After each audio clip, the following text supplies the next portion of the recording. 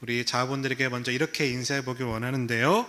장로님, 권사님, 집사님, 부르심의 은혜가 있기를 원합니다 라고 우리 축복하도록 하겠습니다. 부르심의 은혜가 있게 되기를 간절히 바랍니다. 이 시간 함께 살펴보실 말씀의 제목은 흩어져 사는 공동체라는 제목입니다. 우리 군가족들에게 가장 익숙하면서도 좀 긴장되는 단어가 있다고 하면 바로 이사가 아닐까라는 생각을 해보게 됩니다.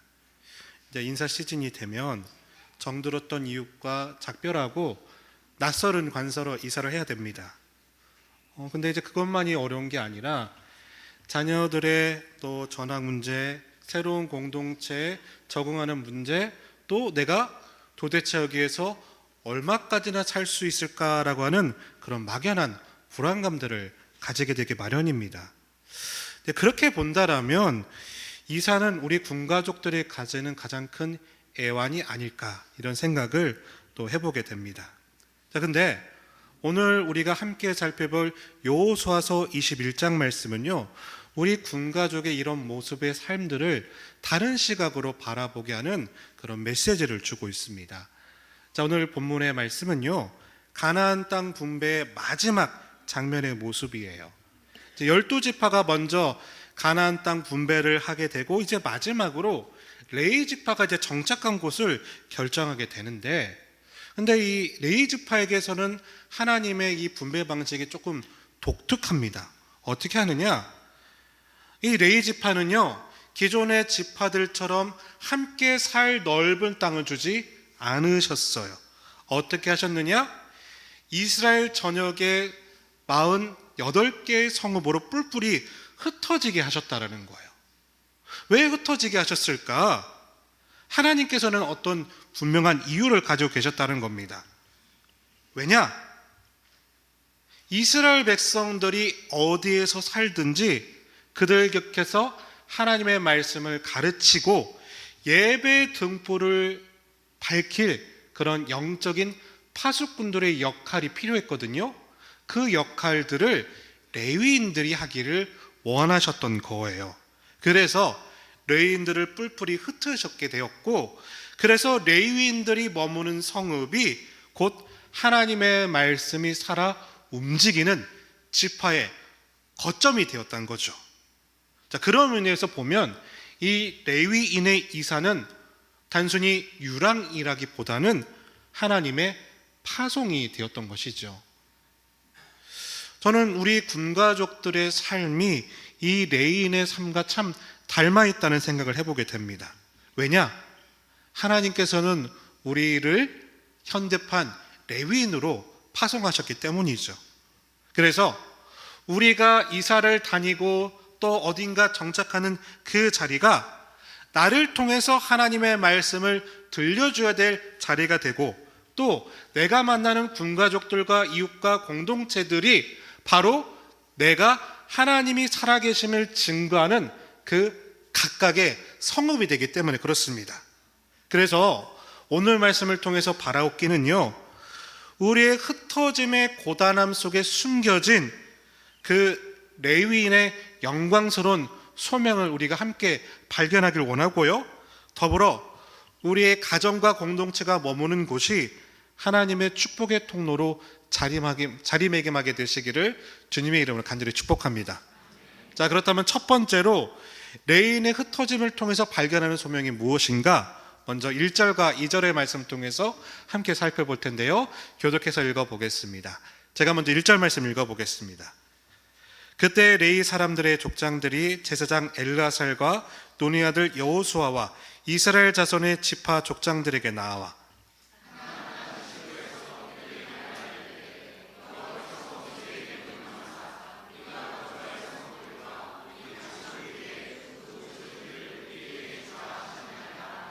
자, 이렇게 레위 지파들은 뿔뿔이 흩어지게 하셨는데 그 흩어지는 모습을 통해서 하나님의 또 다른 뜻을 우리가 발견하게 되는데, 자, 보시다시피 여호수아서 21장 말씀이 이렇게 시작이 돼요. 이 가나안 땅의 분배가 다 끝났는데 그때 느닷없이 레위 지파의 지도자가 와서 이렇게 호소를 하는 겁니다. 12지파를 모아놓고요, 실로에서 이렇게 얘기를 하는 거예요. 하나님께서는 우리에게 농사 지을 땅을 주지 않으셨다. 대신 너희 12지파가 우리에게 48개의 성읍을 주기로 약속하셨다. 그런데 너희들은 땅을 분배받았는데 왜 아직도 깜깜무소식이니? 언제 땅을 줄 거냐? 지금 이렇게 호소를 하고 있는 거예요. 자, 그러니까 지파들이 다 땅을 분배받았는데 하나님의 약속에 따라서 레위 지파에게 성읍을 내줘야 되는 거예요. 근데 그들은 아직 그러지 못하고 있었습니다. 왜 그럴까? 가장 중요한 이유는요, 그들 안에 욕심이 자리 잡고 있기 때문입니다. 자, 12지파가 48개의 성읍을 내주려면 평균 몇 개 정도의 성읍을 내줘야 되죠? 4개 정도의 성읍을 떼어줘야 돼요. 고급용어로 각출을 한다고 하죠. 근데 이게 쉽지 않은 과정이었다는 거예요. 예를 들어, 여러분 부모님께서 여러분들에게 방 5개짜리 아파트를 유산으로 주셨어요. 너무 좋죠? 기쁜 마음에 당장 가구도 사고 전자제품도 사고 각 방마다 도배를 하고 있는데 갑자기 시부모님 와서 이렇게 말하는 거예요. 얘야, 근데 5개의 방 가운데 2개는 시도에게 주기로 했어. 그렇게 하기로 했으니까 알고 있어? 여러분 그럼 어떻게 하겠어요? 부모님의 말씀이니까 따르긴 하겠지만 아쉬운 마음이 있겠죠. 예를 들어 이거죠. 안방은 우리 부부가 쓰고 자녀들 방 2개 하면 다 끝나네? 좀 아쉬운데? 이런 마음이 생기기 마련이라는 거죠. 근데 이게 12지파의 마음이었다는 거예요. 당연히 떼어줘야 되는데 이게 쉽지 않았다는 거예요. 그럼 왜 하나님께서는 그렇게 하셨을까? 사실 48개의 성읍을 미리 정해놓은 다음에 12지파에게 내어주었다라면 이런 문제는 생기지 않았을 거예요. 근데 하나님은 그렇게 하지 않으시고 12지파에게 땅을 분배한 다음에 레위 지파에게 4개의 성읍씩을 떼어주라고 하신 거예요. 왜 하셨을까? 이유가 있어요. 한번 따라해 보겠습니다. 다시 돌려드리는 삶. 이걸 원하셨기 때문입니다. 하나님께서 주셨기 때문에 내가 또다시 하나님을 위해서 내어드릴 수 있는 모습을 우리 하나님은 우리를 통해 원하셨다는 거예요. 다시 말해 받는 것과 드리는 것에 대한 균형, 밸런스, 그 균형을 하나님은 원하셨다라는 거예요. 우리를 통해서.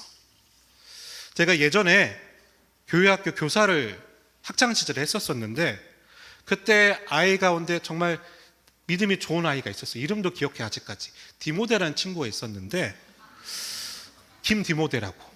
근데 이 친구 어느 날 헌금을 안 하는 거예요. 그래서 왜 그러냐 물어봤더니 이게 이유를 이렇게 저한테 이제 막 이렇게 읊조리더라고요. 이유가 뭐냐면 주일 아침에 되면 어머니가 항상 500원짜리 동전 2개를 준대요. 그리고 하나는 아이스크림 사 먹고 하나는 헌금해. 항상 이래 왔다는 거예요. 근데 이 친구가 가는 어느 날 동전을 손에 들고 가다가 하나를 빠뜨렸는데 하수구 구멍에 빠져버린 거예요.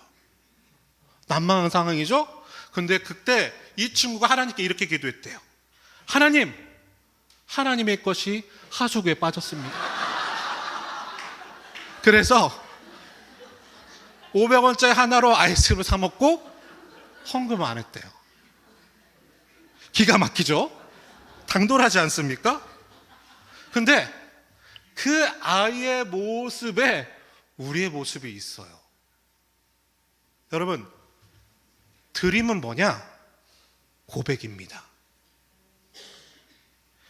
왜 하나님께서는 주신 것을 다시 돌려드리도록 하셨을까? 하나님이 돈이 없으신 분이 아니잖아요. 무에서 유를 창조하신 분인데. 근데 이걸 원하시는 거예요. 내가 나의 받은 것을 다시 드림으로 말미암아 내 모든 것이 하나님의 것임을 드림을 통해 고백받기를 원하셨다는 겁니다. 이걸 이스라엘 백성들 12지파를 통해서도 받기를 원하셨던 거예요. 자, 그러면 그들은 그렇게 했느냐? 자, 8절 말씀을 보시면 이스라엘 백성들이 이렇게 해요. 우리 함께 읽어보겠습니다. 8절 말씀 준비 시작.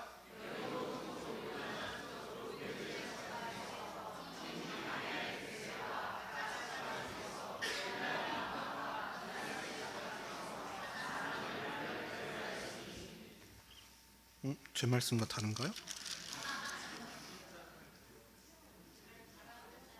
네네네. 예, 맞습니다.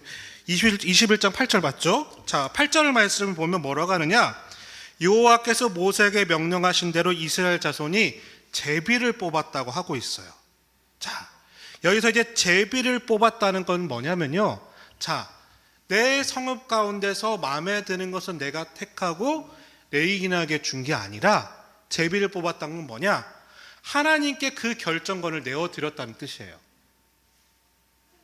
그러니까 제비를 뽑다가 아무리 좋은 성읍이 나와도 하나님께 드리도록 그들은 결정했다는 거예요. 그래서 그 드린 성읍 가운데 어떤 성읍이 있냐면, 자, 11절 말씀을 보시면, 자, 헤브론을 레위지파에게 주었다고 또 고백하고 있다는 겁니다. 여러분, 예전에 우리 헤브론 우리 잘 말씀을 또 알았잖아요. 갈렙이 그 많은 나이에 목숨을 걸어서 차지했던 귀한 성읍이 헤브론 성읍이에요. 근데 제비를 뽑아서 헤브론 성읍이 나오자 갈렙은 어떻게 했다는 거예요? 주저없이 기꺼이 주님께 이 헤브론을 올려드렸다는 겁니다. 여러분, 이게 하나님이 원하시는 믿음의 고백이었다는 거예요.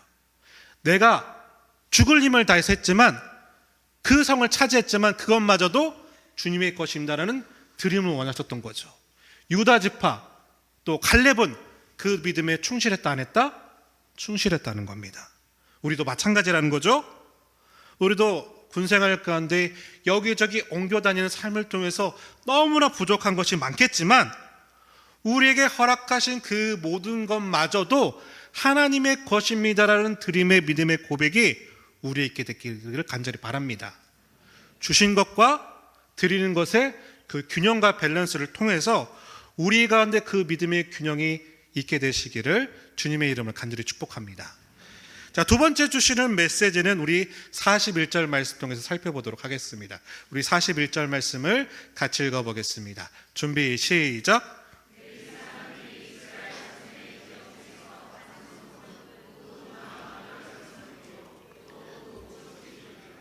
자, 레위 지파가 분배단 받은 성읍은 모두 몇 개 성읍이다?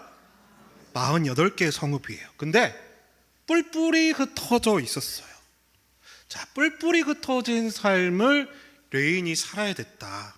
그래서 저는 이런 생각을 해보게 됐어요. 아, 진짜 레위 지파, 레위 사람들의 삶은 참 외롭겠다.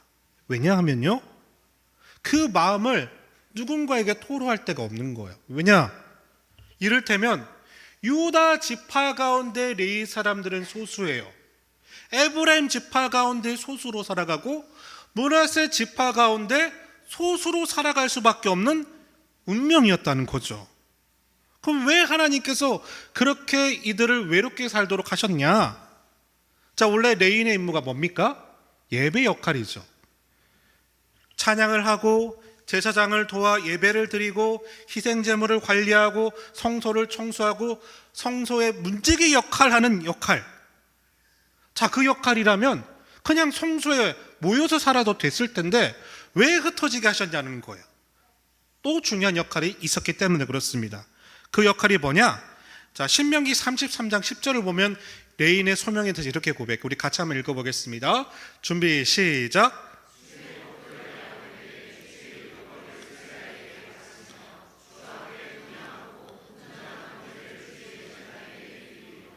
자, 레위기 10장 11절에는 또 이렇게 고백해. 이건 제가 읽어볼게요.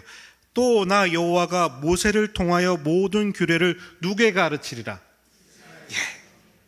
그러니까 레위 지파의 또 다른 중요한 사명인데 그건 뭐냐? 이스라엘의 모든 지파와 모든 사람들에게 하나님의 말씀을 가르쳐야 됐다는 거예요.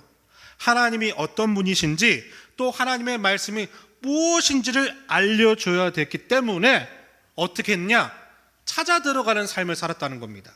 그 하나님의 사명을 감당하기 위해서 그들은 그래서 모여 살 수가 없고 각 지파를 위해서 뿔뿔이 흩어져가는 삶을 살 수밖에 없다는 거예요. 외롭지만 사명이기에.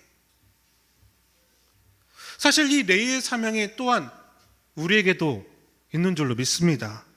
왜냐? 우리 이렇게 본부에서 정착해서 모여 살면 좋지만 때로는 우리는 흩어지는 또 사명을 가지고 있죠.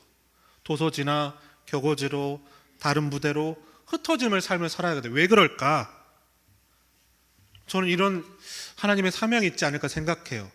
우리의 흩어짐을 통해서 내가 하나님 살아계심, 하나님의 말씀, 예배가 예배됨을 선포할 수 있도록, 전할 수 있도록, 때로는 나를 흩어지게 하시고 때로는 나를 저 외딴 곳으로 보내게 하셨다. 여러분, 그때 우리가 그 사명을 감당할 때 우리 해군 해병대, 우리 해군 해병대 교회 안에 하나님 나라가 임하게 될 줄로 믿습니다. 근데 그를 위해서 잘 감당하기 위한 모습이 있어요. 분별해야 될 것이 있어요. 뭐냐? 자, 우리 일에는요, 본업이 있고 생업이 있어요. 그렇죠? 이 본업과 생업을 잘 분별해 이 사명을 잘 감당할 수 있다는 겁니다. 자, 우리가 일터에서 일을 하는 걸 뭐라고 합니까? 이걸 뭐라고 해요? 한번 따라해 보겠습니다. 생업이래요. 근데 그 일터에서 하나님의 영광을 드러내는 건 뭐예요? 우리의 본업이에요. 근데 가끔 우리는 본업과 생업을 헷갈리는 거예요.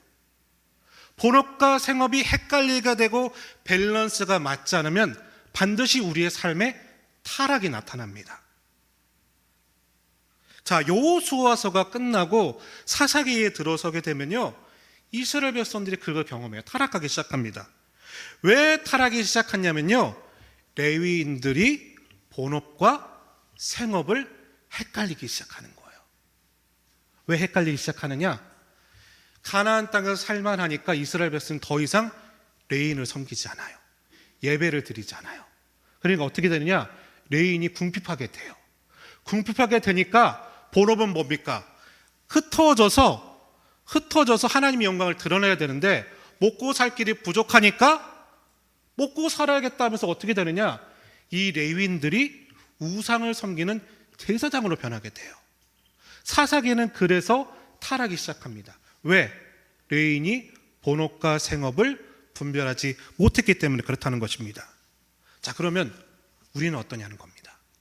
사랑의 믿음의 동역자 여러분, 우리의 본업은 무엇입니까? 왜 나를 이 생업의 자리에 불러주셨습니까? 바라옵기는 본업과 생업의 밸런스를 통해서 하나님 나에게 맡겨주신 온전한 사명을 감당할 수 있는 여러분 되시기를 주님의 이름으로 간절히 축복합니다. 자, 오늘 본문에서 말하는 마지막 비교는 무엇이냐? 우리 한번 따라해 볼까요? 약속과 성취. 약속과 성취. 자, 오늘 본문 여호수아서 21장만 이렇게 끝을 맺습니다. 43절부터 45절 말씀인데 우리 교독해서 읽어보도록 할게요. 제가 먼저 43절 말씀 읽어보겠습니다. 여호와께서 이스라엘의 조상들에게 맹세하사 주리라 하신 온 땅을 이와 같이 이스라엘에게 다 주셨으므로 그들이 그것을 차지하여 거기에 거주하였으니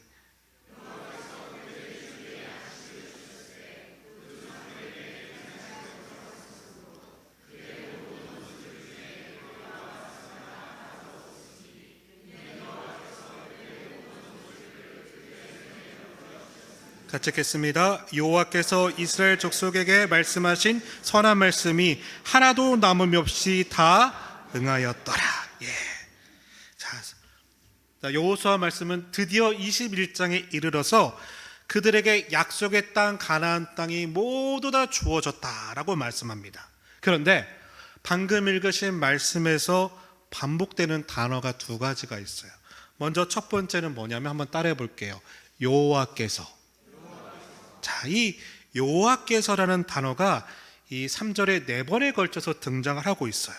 다시 말해서 가나안 땅의 정복의 결과는 뭐냐? 거기에는요 여호수아 이름도 없어요. 갈렙의 이름도 없어요. 어떤 특출한 지파의 이름이 등장하는 것이 아니라 오직 누구? 단 한 분, 여호와 하나님만이. 이 가나안 땅을 주장하시고 계획하시고 성취하시는 분은 오로지 여호와 하나님 한 분뿐이시다라는 것을 지금 고백하고 있다는 거예요. 나를 여기까지 이끄신 분 누구시다? 여호와 하나님이시다. 이게 결론이라는 거예요. 자, 두 번째로 이 방금 읽었던 말씀에 반복되는 표현이 있어요. 어떤 표현이냐? 맹세하였다, 약속하였다는 말씀이 3번에 들쳐서 각 절마다 등장을 하고 있어요.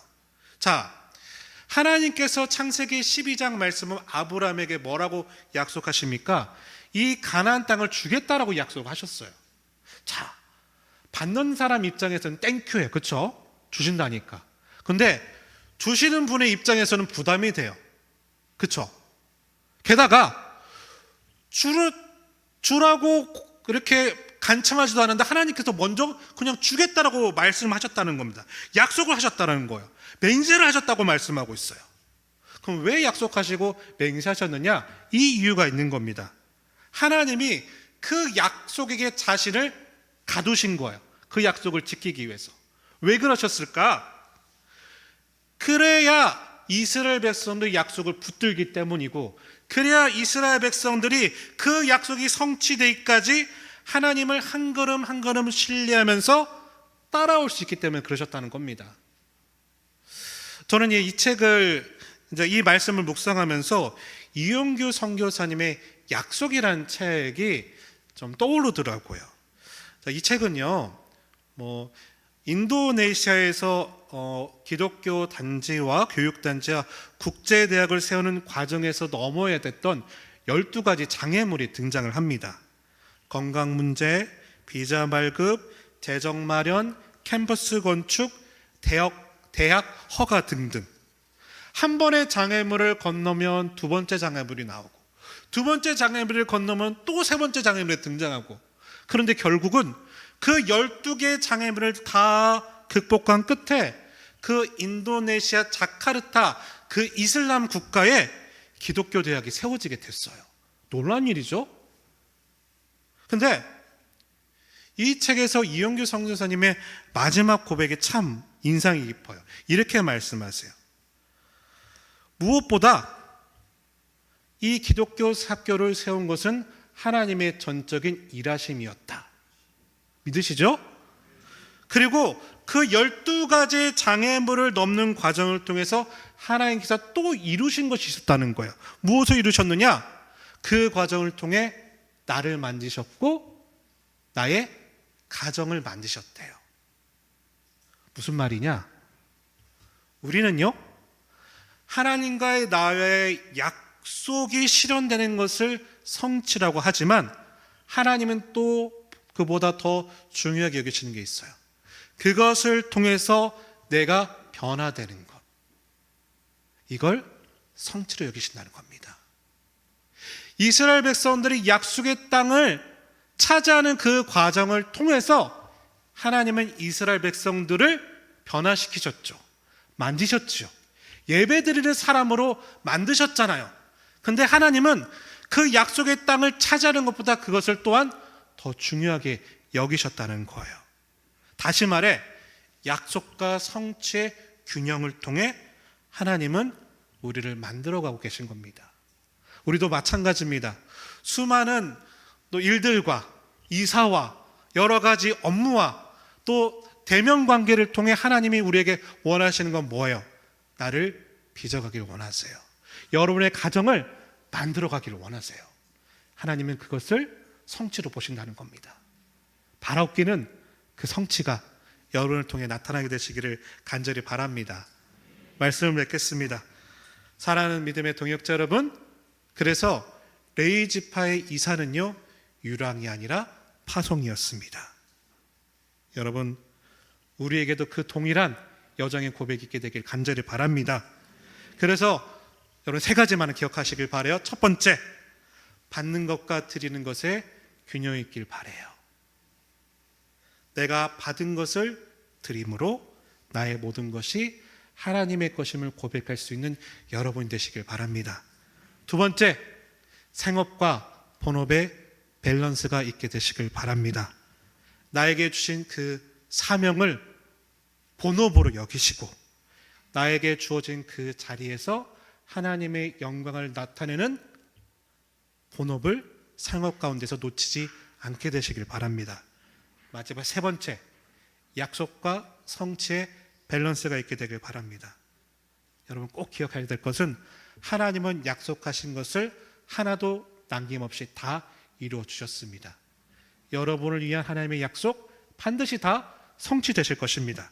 그러나 그 과정 가운데 하나님은 나를 또한 빚어 가실 거고 나의 가족을 만들어 가실 거고 우리의 공동체를 빚어 가실 거예요.